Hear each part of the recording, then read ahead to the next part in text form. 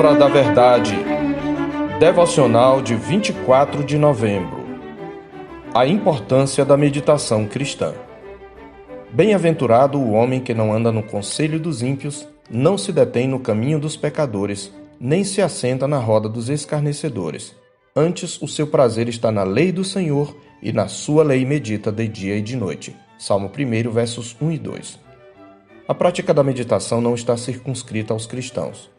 Desde os tempos mais remotos, diversos povos desenvolveram técnicas de meditação com o fim de alcançar algum tipo de progresso espiritual, o que quer que isto signifique para cada um deles. No entanto, a meditação como prática cristã e bíblica se distingue de todas as outras, primeiro pelo fato de que não se trata de um ascetismo pagão, que consiste num alegado exercício de disciplina e autocontrole do corpo e do espírito como um caminho meritório para alcançar a Deus, a verdade ou a virtude. Tal espécie de meditação está fundamentada numa confiança em si mesmo e nos próprios esforços, e não na graça e na misericórdia de Deus. Além disso, a meditação ascética parte de uma visão dicotomizada do mundo, onde tudo o que é material é essencialmente mal e tudo o que é imaterial ou espiritual é essencialmente bom. Tal visão ignora que o mundo material e visível é criação de Deus e, como tal, é bom.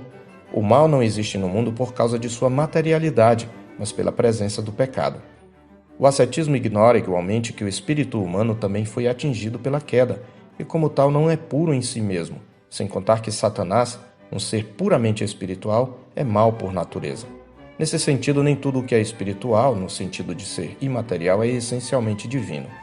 De modo que a meditação não precisa evadir-se do plano visível da criação de Deus para entrar num tipo de universo paralelo, onde o espírito alcançaria um outro patamar de virtude. A meditação celebra a criação, entendendo que a bondade existente nela aponta para o seu Criador. E embora se valha de disciplinas espirituais como a oração, a leitura das Escrituras e até mesmo o jejum, não o faz como expressão de autoconfiança ou como manifestação de um misticismo alienante, mas como exercício de dependência da graça. Outro aspecto em que a meditação cristã é distinta do conceito pagão é que, enquanto este propõe um esvaziamento da mente, a meditação cristã consiste de pregação ao coração. O cristão medita lembrando à sua alma as verdades do Senhor, como faziam os salmistas. Bendize, ó minha alma, ao Senhor, e tudo o que há em mim bendiga ao seu santo nome. Bendize, ó minha alma, ao Senhor, e não te esqueças de nenhum só de seus benefícios. Prega o salmista a sua própria alma no Salmo 103, versos 1 e 2.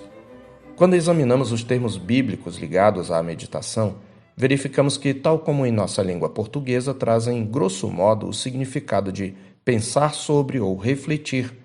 Além desse sentido básico, no Antigo Testamento há um grupo de palavras que inclui a ideia de murmurar, sussurrar, fazer ruído com a boca, como o arrulhar de uma pomba ou o rosnar do leão sobre a presa, e como fazemos ao recitar textos que queremos memorizar. Esta é a palavra, por exemplo, no salmo da nossa meditação. A meditação, portanto, envolve um solilóquio, isto é, um falar consigo mesmo. Ela é mencionada na Escritura, como define Joel Bick, como o ato de recitar para si mesmo, em espaçado murmúrio, passagens da Escritura que alguém armazenara na memória. Os puritanos nos legaram muitos ensinamentos sobre essa prática bíblica. Alguns deles são citados por Bick em sua obra Espiritualidade Reformada. Meditar é um santo exercício da mente por meio do qual trazemos à memória as verdades de Deus, ponderamos seriamente sobre elas e as aplicamos a nós mesmos, dizia Thomas Watson. E Edmund Calamy definiu que a verdadeira meditação se dá quando uma pessoa de tal modo medita em Cristo que tem seu coração inflamado com o amor de Cristo, de tal modo medita nas verdades de Deus que se vê transformada por elas, e de tal modo medita sobre o pecado que seu coração passa a odiá-lo. Embora esteja inseparavelmente ligada à oração e à leitura das Escrituras, a meditação é uma prática distinta, cuja importância não devemos ignorar. Pelo contrário, ela é tão indispensável quanto a oração e a leitura das Escrituras e companheira delas, pois é através dela que as Escrituras são internalizadas e a oração é feita com mais discernimento. É por isso que ela é ordenada e encorajada por Deus, seja por preceito, exemplo ou promessa. Ao que parece, a meditação é um hábito antigo que remete aos tempos patriarcais. Isaac meditava no campo quando de seu primeiro encontro com Rebeca, como está escrito em Gênesis 24:63.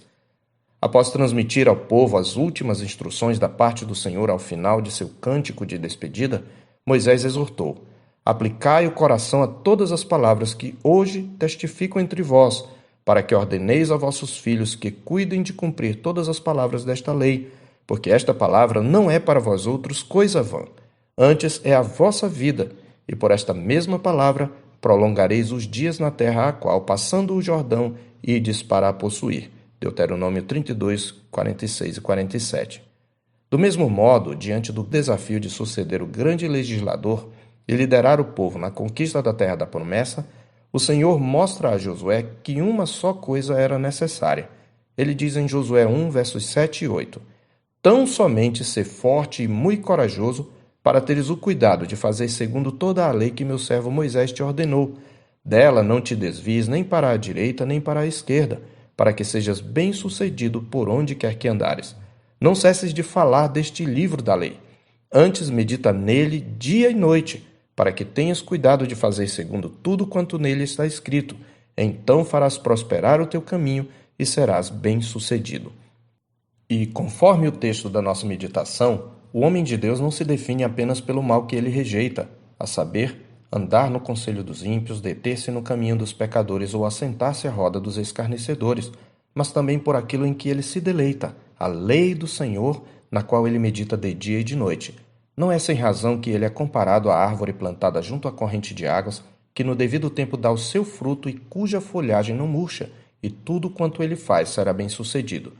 De fato, a meditação é um dos maiores prazeres do homem e da mulher que amam a Deus.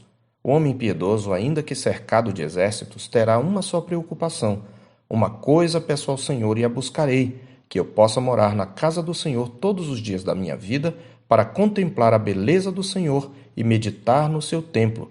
Testemunha Davi no Salmo 27, 4. Mesmo em dias sombrios, o crente que medita farta sua alma de porções sobejas da graça divina, que é melhor do que a vida, como testemunha de novo Davi no Salmo 63, versos 5 e 6.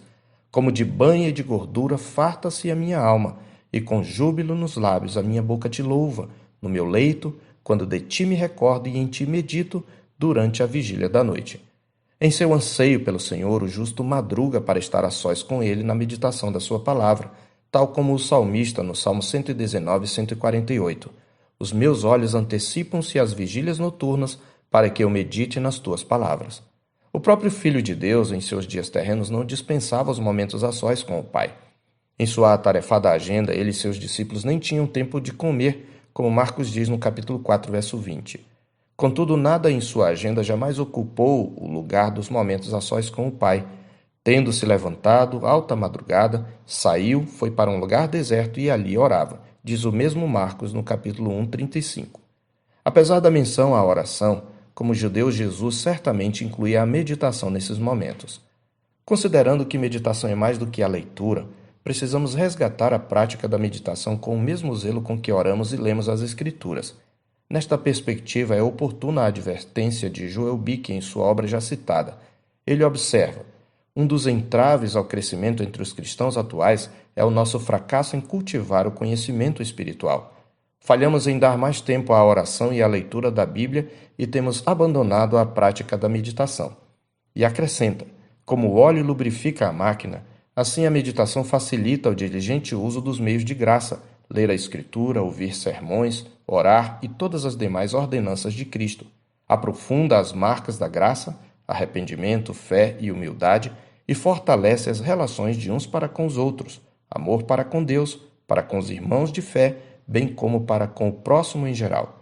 Daí a admoestação de Paulo a seu filho na fé em 1 Timóteo 4,15 nunca foi tão necessária. Medita estas coisas e nelas sê diligente, para que o teu progresso a todos seja manifesto. Eu sou o pastor Marcos Augusto, pastor da Terceira Igreja Presbiteriana de Boa Vista, em Roraima. Tenha um bom dia na paz do Senhor Jesus.